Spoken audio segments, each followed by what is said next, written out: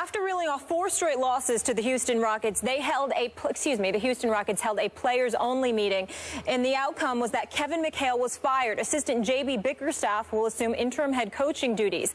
And in his first night on the job, the Rockets snapped their losing streak, beating the Blazers in overtime. Now, prior to the game, Mavs coach Rick Carlisle spoke out on the Mchale firing. I'm really shocked. It's just hard to believe that something like that could happen at this stage. And the guy took the team unexpectedly to the conference finals last year, and to have this happen after 11 games is just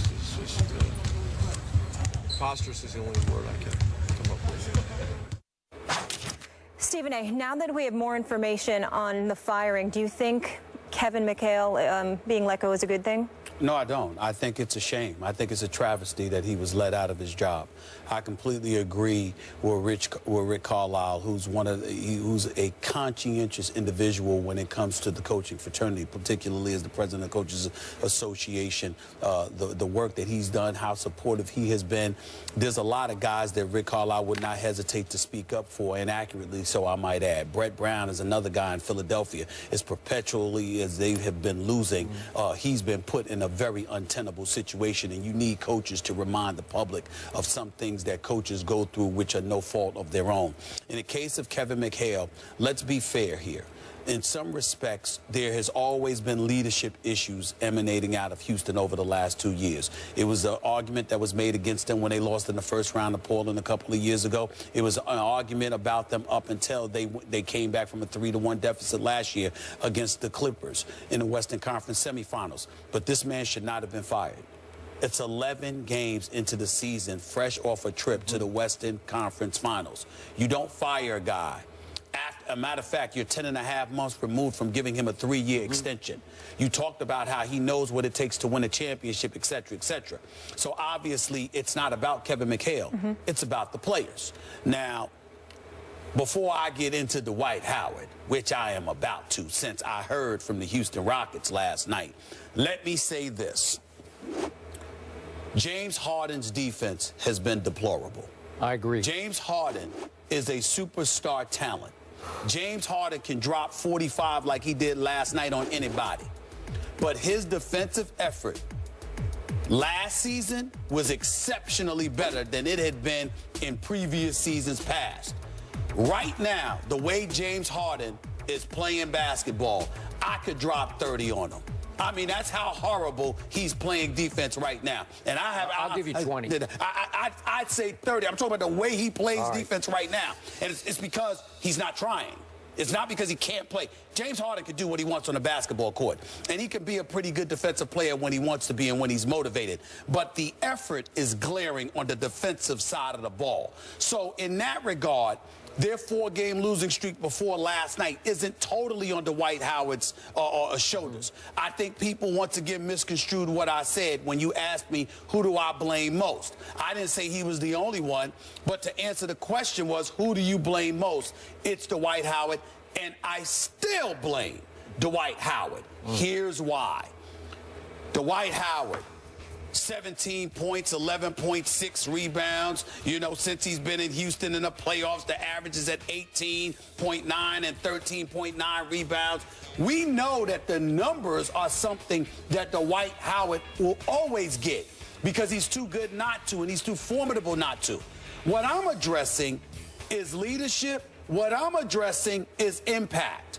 And whether it's because he's not getting the ball enough, whether it's because the environment is a bit too lax, whatever the reason is, Dwight Howard isn't the Dwight Howard that he was those years in Orlando, Skip. Yep. He wasn't even though to a lesser degree in L.A., he was still impactful. When Dwight Howard did something, it made a difference.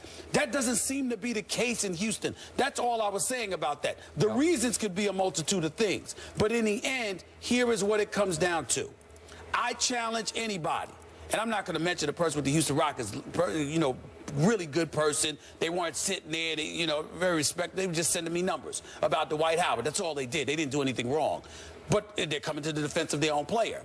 All I'm saying in response is this. I challenge any Houston Rockets fan in this nation I challenge anybody in the city of Houston. I challenge anybody in that organization to tell me that if Dwight Howard was as ferocious and as impactful as he was when he was in Orlando, is Mchale still the head coach of this team? I'd say he is.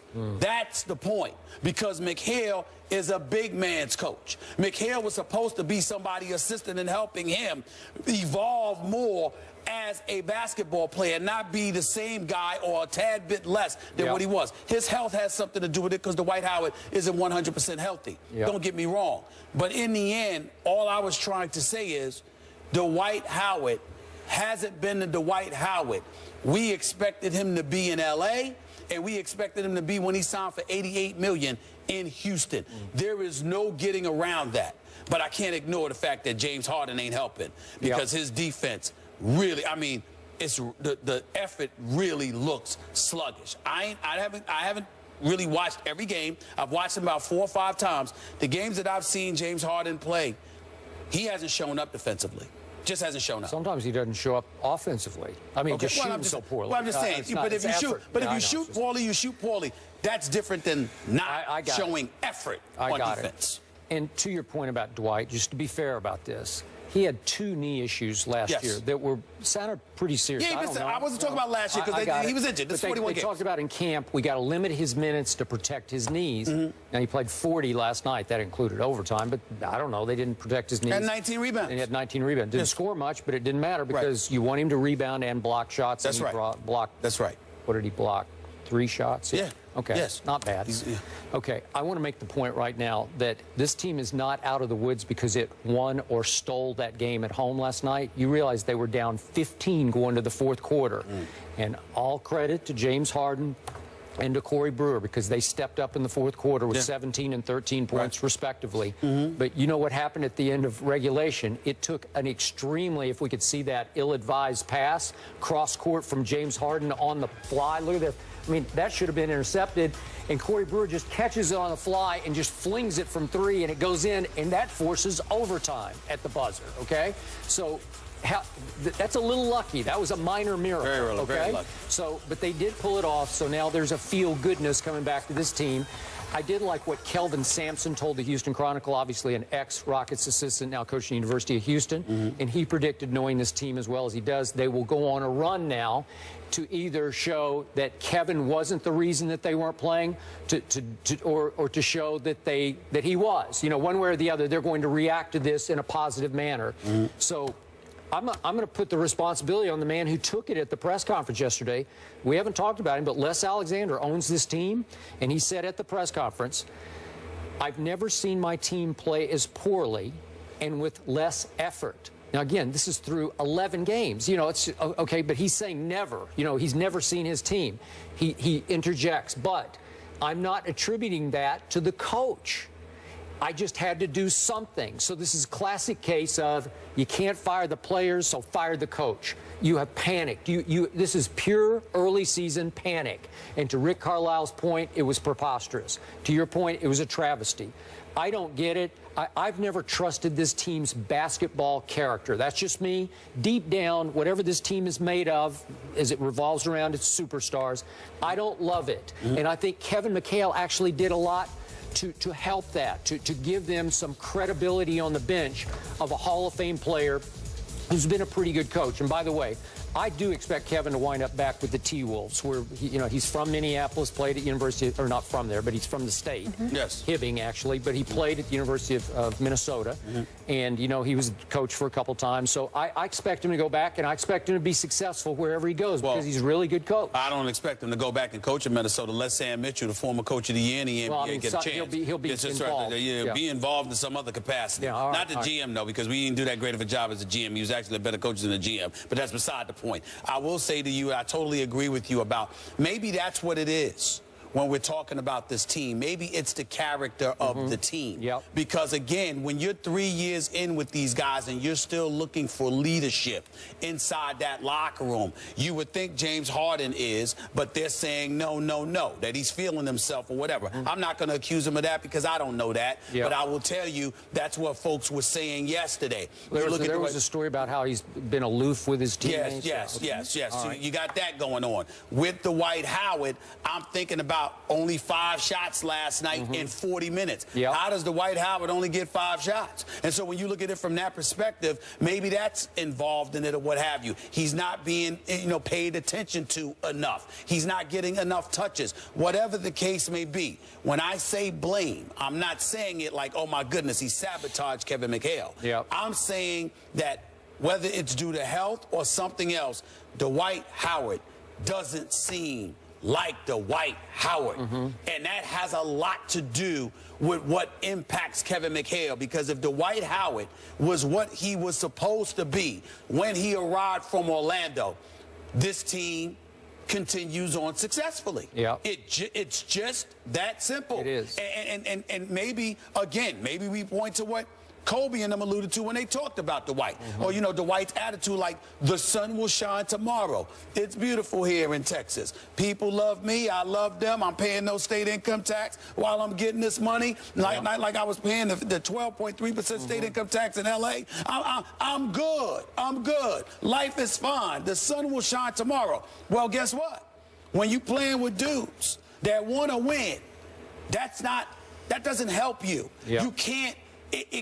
Even though, literally speaking, you're going to get beyond it and move forward, you literally cannot have the attitude that, life will be fine, so what, I lost the game. It's got to really kill you. I agree. And it never looks like it kills Dwight Howard. So there were some suggestions in the Houston media that Kevin McHale had lost the locker room.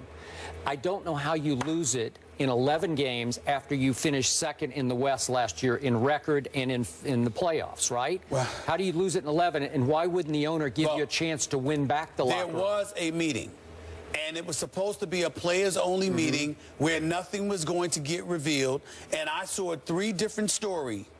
3 different stories with multiple sources. So clearly there were individuals inside that meeting who wanted the information to get out that they were not vibing with Kevin McHale. So there's but they were also not vibing with James Harden from those reports, right? Whether you want to sit there and say James Harden, because I'm certainly not going to put this part on Dwight Howard, but the point is that the team itself, as players, got Kevin McHale fired. I agree. Simple as that. In the end. In the end, that's what they did. They got him fired because they had that meeting. James Harden was 5th in player efficiency last season. He is 23rd now. Coming up next, is President Barack Obama a bad man? He seems to think so. We'll explain his comments when we come back. I can't wait for this topic. I mean, this is unbelievable. You need to show him more respect. And you can say that nonsensical stuff, And then to top that off, you're moody. I'm not joking, bro.